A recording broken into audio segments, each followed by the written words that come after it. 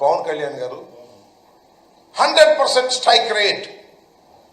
ఏంటి 100% strike rate? నాకు అర్థం కాలేదు. మీరు ఒక్కళ్ళే వచ్చారు 100% స్ట్రైక్ రేట్కి. 21 సీట్లు పోటీ చేశారు, 21 సీట్లు మీరు గెలిచారు. అందువల్ల మీరు 100% స్ట్రైక్ రేట్ అని అనుకుంటే ఎలాగా అంటున్నా? అది బలం కాదు నాయన. 2 పార్టీల యొక్క మద్దతు నీకు వాపుగా కనబడి నీకు 21 వచ్చినాయి. అది రాష్ట్ర ప్రజల దురదృష్టం వల్ల వచ్చిందని నేను మనవి చేస్తున్నా. 21 సీట్లు గెలుచుకొని ఇది నాకు స్ట్రైక్ రేట్, అద్భుతం, అమోఘం అనేటువంటి మాట మాట్లాడుతున్నారు. శభాష్ అయ్యా. నేను మాట చెప్తాను. ఏమండి పవన్ కళ్యాణ్ గారు, కొన్నిదల పవన్ కళ్యాణ్ గారు, మీ డయాస్ మీద 21 మంది శాసనసభ్యులు ఉన్నారు, 2 పార్లమెంట్ సభ్యులు ఉన్నారు.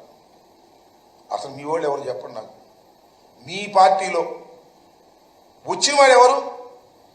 చంద్రబాబు నాయుడు గారి దగ్గర టికెట్ లేకపోతే పంపిస్తే వాళ్ళకి టికెట్ ఇచ్చావు. మేము రిజెక్ట్ చేసిన బ్యాచ్ కొంతమంది టికెట్లు ఇచ్చావు. నీ సొంత మనుషులు, నీ పార్టీ మనుషులు ఎవరున్నారు? ఎవరు లేరు. గాలి కొట్టుకొచ్చిన వాళ్ళని కొంతమందిని పెట్టుకున్నావు. నీ అదృష్టం బాగుంది, గాలి కొట్టింది, గెలిచావు. ఇది జరిగినటువంటి అంశం. 100% స్ట్రైక్ రేట్ అనేటువంటి మాట మాట్లాడుతున్నావు.